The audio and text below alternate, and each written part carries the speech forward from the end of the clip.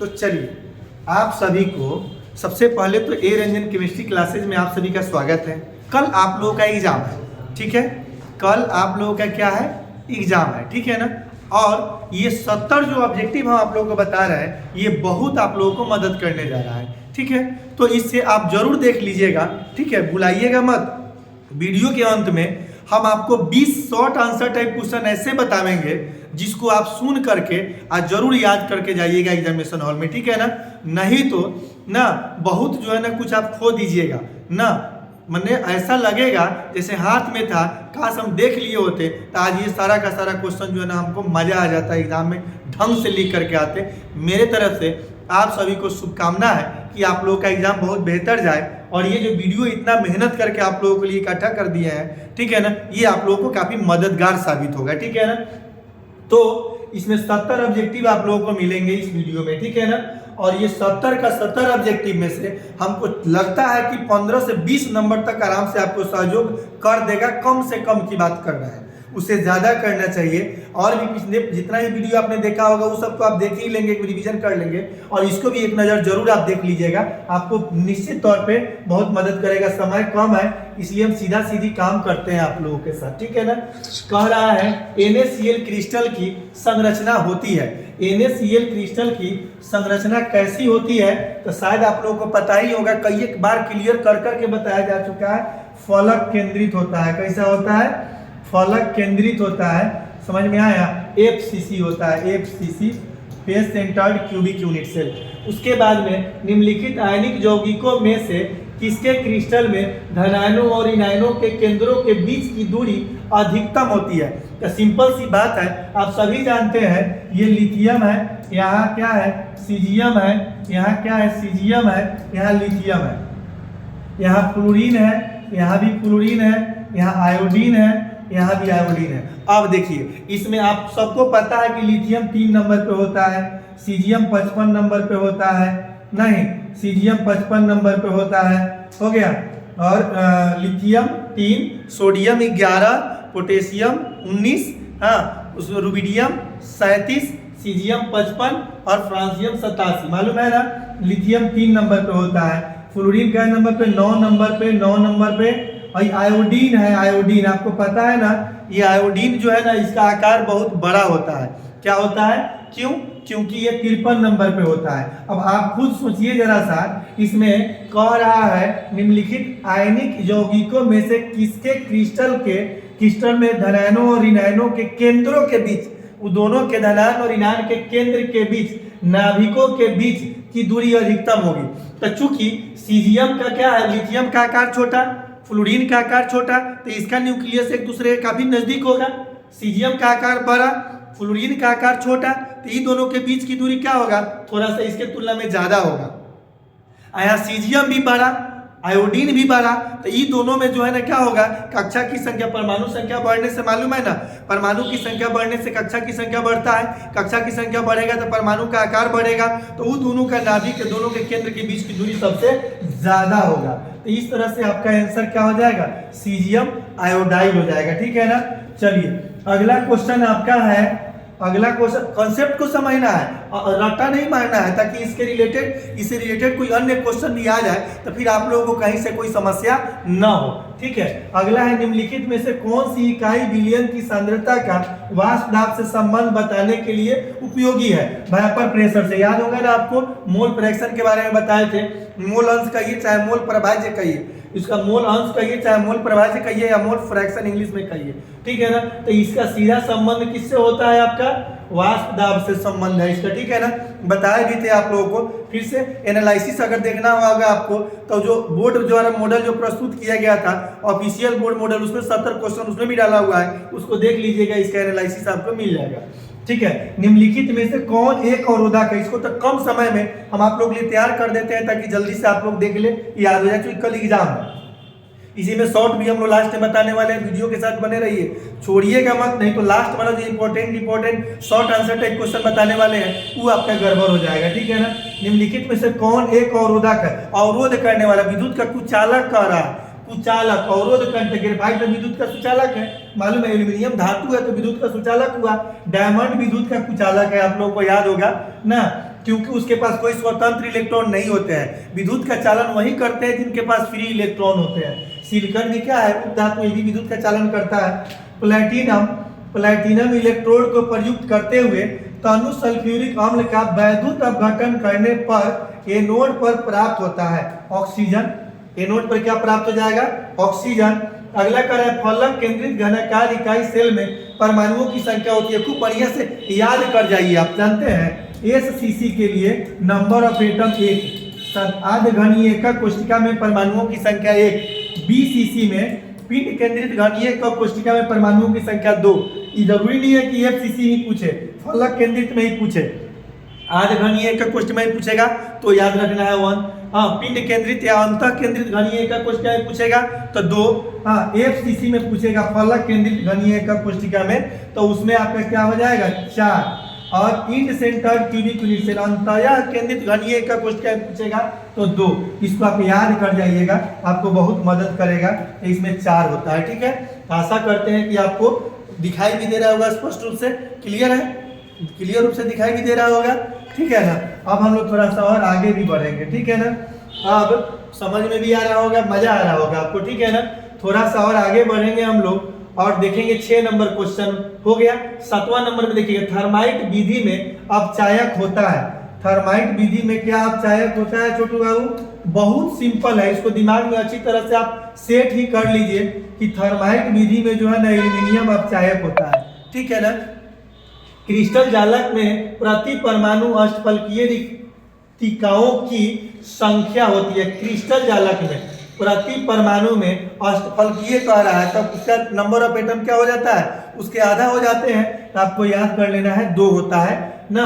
अष्टफलकीय octahedral voids में कह रहा है, ठीक है ना। सोडियम क्लोराइड, इसका फॉर्मूला भी कंसेप्ट के साथ बताया गया था, एक नजर आप नोट्स पे ध्यान दे लीजिएगा। सोडियम क्लोराइड की क्रिस्टल संरचना में क्लोराइड आयंस की व्यवस्था कैसी होती है, FCC, face centred cubic unit cell, फलक केंद्रित घनाकार एकक कोशिका।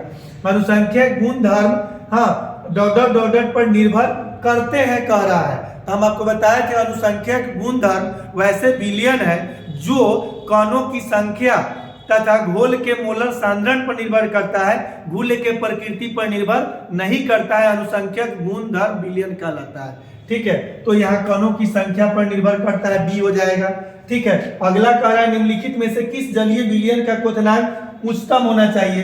Na2SO4 का एक बार पूछा हुआ क्वेश्चन है, ठीक है ना। लगभग प्रत्येक गेस पेपर में भी ये देता है, ठीक है। इसको बढ़िया से ढंग से याद कर लेना है। तो 11 का क्या हो गया, बी हो गया। 12 नंबर क्वेश्चन आप देखेंगे क्या क्वेश्चन कह रहा है छोटू बाबू, एक विलय जिसका विलयन में संयोजन या वियोजन, ये तो 2023 वाला ऑफिशियल बोर्ड मॉडल पेपर में भी ये क्वेश्चन था ना। उसके वॉन्ट ऑफ गुणांक का मान क्या होता है, ठीक है ना। विलयन में संयोजन या वियोजन नहीं होता है, आपको बताए थे। संयोजन कब होता है, वियोजन कब होता है, जब i के 1 के मान से अधिक या कम होगा तबे संयोजन या वियोजन होगा। जब 1 के बराबर होगा तो न उस स्थिति में संयोजन होगा नहीं वियोजन होता है, ठीक है ना। तो 12 का ये हो गया। निम्नलिखित में से कौन आदर्श विलयन बनाता है, तो बेंजीन एरोमेटिक चेन कंपाउंड मुख्य रूप से ना। आइडियल सॉल्यूशन तो बेंजीन हो गया और टॉल्यूइन हो गया, ठीक है ना। आदर्श होने के लिए मतलब क्या एरोमेटिक का होना आवश्यक है।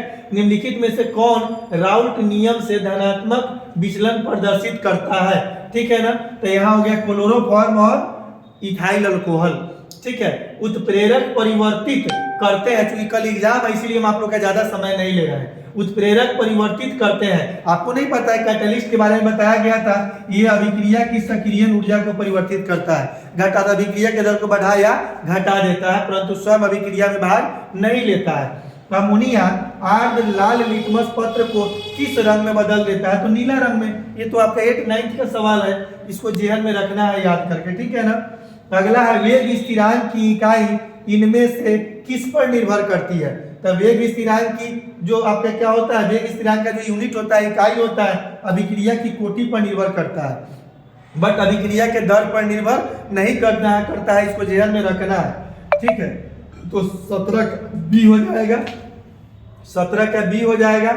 18 नंबर क्वेश्चन देखिए जरा सा, इनमें से क्या कहा जा रहा है छोटू बाबू, इनमें से किस वैद्युत अपघट्य के विलयन का, ये भी 2023 वाला में हो बताया जा चुका था ना 0.002 N ना उस कोलॉइडी तंत्र की जिसमें ठोस पदार्थ परिरक्षित अवस्था में एवं तथा द्रव परिक्षेपण माध्यम के रूप में होता है, उसको हम लोग सॉल्व कहते हैं। याद होगा सॉल्व का डिफिनीशन, कोलॉइडल जैसा बताया जा रहा था, कोलॉइडल सॉल्यूशन उसी दरमियान बताया गया था।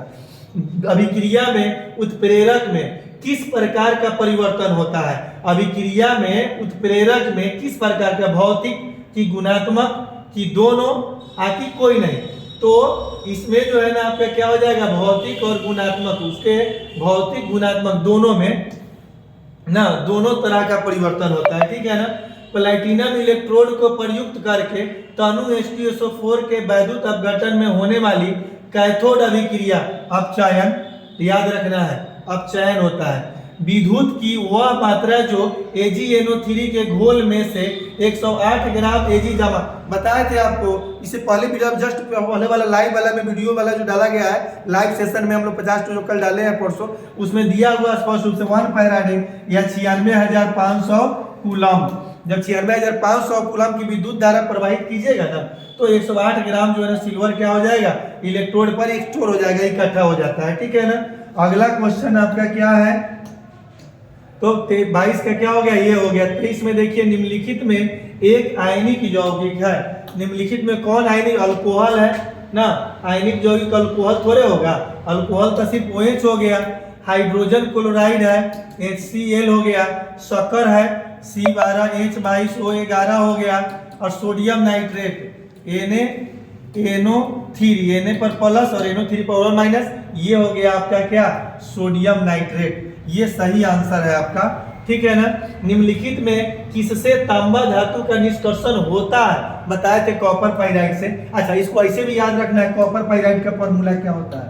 कॉपर पाइराइड के एग्जाम में कई बार पूछा जा चुका है, कॉपर पाइराइड का फॉर्मूला है, हाइक्यूप्राइड का फॉर्मूला है। खैर ये सब आपको पता है, उस पर हम लोग चर्चा करना नहीं चाहेंगे, क्लियर है। चलिए थोड़ा सा और आगे बढ़ेंगे। टंगस्टन के पृष्ठ पर NH3 का विघटन किस कोटि की, शून्य कोटि की अभिक्रिया, ठीक है।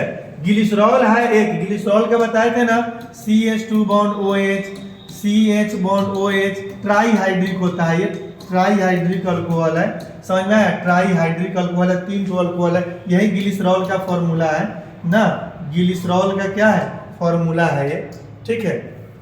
तो याद रखेंगे आप, ग्लिसरॉल का फॉर्मूला इस तरह से होता है, 3 अल्कोहल इसमें है, इसीलिए इसको ट्राई हाइड्रिक अल्कोहल कहेंगे।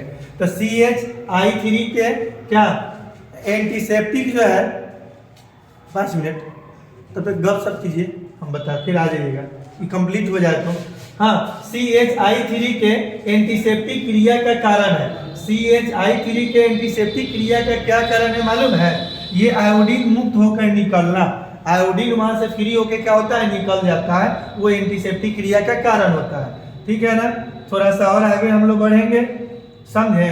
और अगला क्वेश्चन है, निम्नलिखित में से कौन प्राकृतिक बहुलक है। ओ हो, अब देखिए ना कितना सिंपल है, ये प्रोटीन भी क्या है, ये भी नेचर द्वारा प्राप्त होता है, दाल वगैरह में ना मालूम है। सेलुलोज भी क्या है, नेचर द्वारा, स्टार्च भी। तो उपरोक्त सभी बात देखिए, अभी इस टाइप के क्वेश्चन में बच्चे हर बार आ जाते हैं। अब ये को देख लिया, प्रोटीन हाँ नेचर में पाया जाता है, ढाई से मारेगा ना, आगे छोड़ देगा। लेकिन आपको चारों ऑप्शन पढ़ना है प्रत्येक ऑब्जेक्टिव का। हो सकता है कि इस टाइप का कोई क्वेश्चन मिल जाए कि ऑल ऑफ एबव हो जाए, उपरोक्त सभी हो जाए ना, तो ऐसे भी आपको देखना है, या उपरोक्त कोई नहीं ना। इसलिए गंभीरता पूर्वक प्रत्येक क्वेश्चन को पढ़ना है, और उसके साथ में क्या करना है, पूरे ऑप्शन को भी एकदम लाइटली लेना है एग्जाम को। एग्जाम में कोई दम नहीं होता है, एकदम कॉन्फिडेंस लेवल बढ़ा रहेगा तो जो क्वेश्चन याद नहीं होगा वो भी क्लियर हो जाएगा, और कॉन्फिडेंस लेवल घट जाएगा तो हो गया, याद किए हुए क्वेश्चन लिखा हो जाइएगा, भूल जाइएगा। तो 28 का क्या हो गया है, डी हो गया है, ठीक है। 29 का देखिए, ये तो स्पष्ट रूप से बताए थे, कार्बन, इसको जान लीजिए, बहुत आपको मदद करेगा। हाँ, ऐसे भी जो है ना, जरूरी नहीं कि वही पूछे, सिंगल बॉन्ड वाला ही पूछे। कार्बन कार्बन एकल बंधन की लंबाई, जरूरी नहीं कि सिंगल बॉन्ड वाला ही पूछेगा। सिंगल बॉन्ड वाला का 1.54 एंगस्ट्रम होता है, डबल बॉन्ड वाला का 1.34 एंगस्ट्रम होता है, ट्रिपल बॉन्ड वाला का 1.20 एंगस्ट्रम होता है। तो यहाँ सिंगल बॉन्ड का पूछ रहा है तो सी हो जाएगा, ठीक है। 30 नंबर देखिए, कार्बन की संयोजकता याद हो गया, कार्बन रिप्रेजेंट्स टेट्रावैलेंसी, कार्बन चतुस्संयोजकता प्रदर्शित करता है। फिर से याद रखिएगा, कई तरह से ऑब्जेक्टिव को सोल्व करने में मदद करेगा। देखिएगा, जिस एलिमेंट के पास जितना अनपेयर्ड इलेक्ट्रॉन, जितना अयुग्मित इलेक्ट्रॉन होता है, उतना ही उसके पास वैलेंसी, उतना ही चार्ज और उतना ही उसका बॉन्ड होता है, ठीक है ना। तो यहाँ 4 हो जाएगा। कार्बन चतुस्संयोजकता प्रदर्शित करता है, दर्शाता है, जिसको वॉन टॉप साहब ने कार्बन के चतुस्संयोजकता का प्रतिपादन वॉन टॉप नामक वैज्ञानिक ने किया था। किसने किया था? वॉन टॉप नामक वैज्ञानिक ने किया था। NiCO4 में प्रसंकरण sp3 होता है, ठीक है। लैक्टिक अम्ल में कायरल कार्बन की संख्या, लैक्टिक अम्ल का फॉर्मूला मालूम है? लैक्टिक अम्ल का फॉर्मूला होता है CHOH COOH। अब बॉन्ड एग्जाम में फॉर्मूला भी पूछा जाता है, CHOH COOH। याद रखिएगा, कह ओह कु बॉन्ड कह ओह कु, कह ओह कु बॉन्ड कह ओह कु, याद रखना है। इधर H हो गया, यहाँ OH हो गया है, COOH। कायरल कार्बन समझ में आता है? आप देखिए, शॉर्ट में ही पूछा जा सकता है, व्हाट इज कायरल कार्बन। हम दोनों क्लियर कर देते हैं एक साथ। कायरल कार्बन किसे कहते हैं? तो वैसे कार्बन जो 4 भिन्न-भिन्न परमाणु, वैसे कार्बन जो 4 भिन्न-भिन्न परमाणु अथवा परमाणु समूहों द्वारा जुड़े होते हैं, उसको कायरल कार्बन कहते हैं। उसको C एस्टेरिस्क द्वारा सूचित किया जाता है, याद रहेगा ना। वैसे कार्बन जो 4 भिन्न-भिन्न परमाणु अथवा परमाणु समूहों द्वारा जुड़े होते हैं, कायरल कार्बन कहलाते हैं। तो इसमें देखिए, इस कार्बन को ये हो गया आपका लैक्टिक एसिड, ठीक है ना। क्या हो गया? लैक्टिक एसिड हो गया। और इसमें कायरल कार्बन की संख्या, सॉरी गाइस, ये लैक्टिक एसिड नहीं हो गया, ये तो कह ओ कु बॉन्ड कह टार्टरिक एसिड हो गया। टार्टरिक एसिड में, अच्छा यो फायदेमंद हो गया। टार्टरिक एसिड में कायरल कार्बन की संख्या 2 हो गया, देख लिए। तो लैक्टिक एसिड क्या हो गया? CH3 CHOH COOH हो गया, सॉरी गाइस, हाँ, CH3 CHOH COOH। ये भी बेनिफिशियल है। टार्टरिक एसिड का होता, टार्टरिक एसिड में पूछ देगा कितने कायरल कार्बन होते हैं, तो 2। ग्लूकोज में पूछेगा तो 4। और इसमें जो है लैक्टिक एसिड में पूछा है, एक तरफ CH3 हो जाएगा, CHOH है, इस कार्बन से जुड़ा हुआ बॉन्ड C डबल देखे तक। इस कार्बन को भी 4 भिन्न-भिन्न परमाणु अथवा परमाणु समूह द्वारा जुड़ा हुआ है। इधर देखिए, इस कार्बन के यहाँ देखिए हाइड्रोजन है, यहाँ मिथाइल है, यहाँ अल्कोहल है, कार्बोक्सिलिक एसिड है। तो 4 भिन्न-भिन्न परमाणु अथवा परमाणु समूह द्वारा जुड़ा हुआ है, इसलिए इस कार्बन को हम लोग क्या कहते हैं? Chiral carbon. तो इसमें कायरल कार्बन की संख्या क्या हो जाएगा? 1 हो जाएगा, ठीक है। याद हो गया। चलिए, टार्टरिक एसिड में क्या हो गया? 2 हो गया, वो बताए थे, क ओ कु बॉन्ड क ओ कु, ठीक है ना। तो इस तरह से आपको इसको याद कर जाना है, ठीक है ना। अब हम लोगों को थोड़ा सा और आगे बढ़ना है, और देखिएगा जरा सा, निम्नलिखित में किसका जल शोषण तीव्रता से होता है? तीव्रता से, तेजी से किसका जल शोषण होता है? तो इसका होता है, यहाँ पे याद रखना है, CH3 का whole 3 upon COH, alcoholic group है, समझ में आया? टर्शियरी ब्यूटाइल अल्कोहल है। हाँ, इथॉक्साइड होते हैं। इथॉक्साइड क्या होते हैं? सक्रिय ईथर, इथॉक्साइड हो गया आपका 1 2 3, ये हो गया इथॉक्साइड, है ना। इसको साइक्लिक ईथर हम लोग कहते हैं। 3 मेंबर्ड साइक्लिक ईथर को हम लोग क्या कहते हैं? इपॉक्सी या इपॉक्साइड कहते हैं, याद रखिएगा। तो इथॉक्साइड है, सक्रिय ईथर, C हो जाएगा 34 का, ठीक है। 35 में देखिए, सांद्र H2SO4 से निर्जलीकरण कर निम्न अल्कोहल में कौन 2 ब्यूटीन देता है? 2 ब्यूटेनॉल, C हो जाएगा, याद रखना है। निम्नलिखित में कौन कार्बोहाइड्रेट्स है? सिंपल सी बात है, आपको कितना बार बता दिया गया है, ग्लूकोज, फ्रक्टोज, सुक्रोज, लैक्टोज, ये सारा का सारा क्या है? आपका लैक्टोज हो जाएगा। यहाँ आपका सही आंसर क्या हो जाएगा? Lactose, B। जैव निम्नकर्णी, ज्यादा आप एक्सप्लेन नहीं कर रहे, एनालिसिस नहीं कर रहे, इसलिए नहीं कर रहे, जितना आवश्यक है उतने बता रहे हैं, ताकि उससे रिलेटेड भी कोई क्वेश्चन पूछे तो आपका छूट न जाए। न तो और ज्यादा हम लोग जाएंगे तो समय ज्यादा लगेगा और आपके पास टाइम कम है, ठीक है। आपके वक्त की नजाकत को देखते हुए हम आपका ज्यादा समय नहीं लेंगे बाबू, प्लीज आप देखिए और समझिए, बहुत आपको फायदा पहुंचाएगा। निम्नलिखित में कौन कार्बोहाइड्रेट से याद हो जाएगा? लैक्टोज।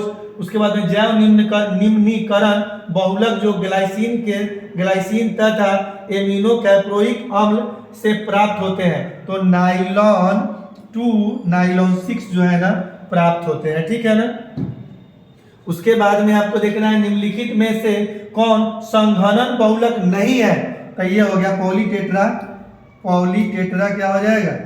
पॉलीटेट्रा फ्लोरोइथीन, ये हो जाएगा आपका क्या? संघनन बहुलक ही नहीं है, बाकी सारा का सारा क्या है? संघनन बहुलक है, याद रखना है आपको, ठीक है ना। उसके ठीक बाद में हम लोगों को देखना है, तो 38 नंबर का क्या हो गया आपका? 39 का हो गया, 38 का हो गया D, अब 39 नंबर क्वेश्चन आप देखने वाले हैं। क्या नंबर क्वेश्चन देखेंगे जनाब? 39 नंबर। एसीटोनाइट्राइल है, इथेन तो बताया जा चुका है। इथेन क्या, इथेन नाइट्राइल को हम लोग क्या कहते हैं? एसीटो।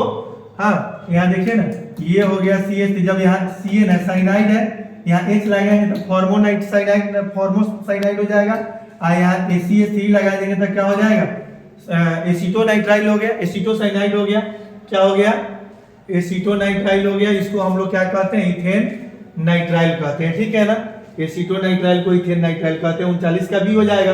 क्लोरामेंट ये भी पूछा हुआ है, याद हो गया, एंटीसेप्टिक बताए थे, ठीक है। 41 नंबर क्वेश्चन है, निम्नलिखित में से कौन सा यौगिक क्षारकीय के MnO4 विलयन से ऑक्सीकारक द्वारा ब्यूटेनियम देता है? तो ब्यूटेन टू ऑल याद रखना है। क्लीमेंसन अपचयन में आपको बहुत शानदार ढंग से इसको बताए थे हम लोग, क्लीमेंसन के बारे में। क्लीमेंसन रिडक्शन में कार्बोनिल यौगिक की अभिक्रिया से अमलगेटेड जिंक और हाइड्रोक्लोरिक एसिड में किया जाता है, ठीक है ना।